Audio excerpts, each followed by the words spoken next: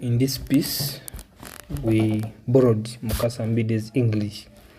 Now, the perfidious paradigm of malfeasance, Uganda's lamentable descent into turpitude.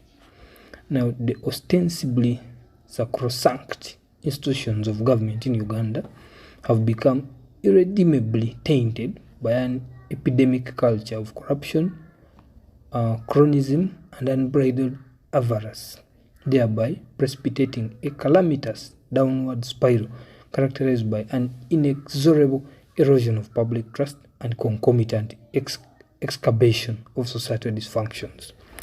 Now, the phenomenology of blunder, a critical examination of maladministration, the infamous 6 billion presidential handshake, an egregious exemplar of kleptocratic lagasse, has metastasized into a paradigmatic instance of institutionalization larceny, so to say, wherein the perfidious machinations of venal officials have effectively subverted the fiduciary responsibilities entrusted onto them. Now, the cartography of this possession land grabbing and its concomitant fallout. In Mubende district, the plethora of families are confronting the existential threat of displacement, courtesy of dubious land deals orchestrated by corrupt. Yes, we're talking about the healthcare conundrum, element of study, neglect.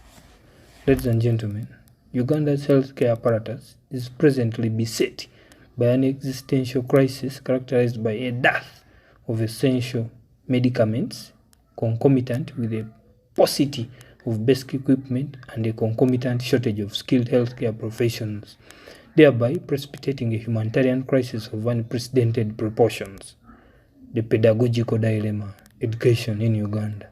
The education sector in Uganda is presently navigating treacherous waters, beset as it is by chronic underfunding, inadequate infrastructure, and concomitant shortage of instructors, thereby undermining the nation's capacity for human capital development.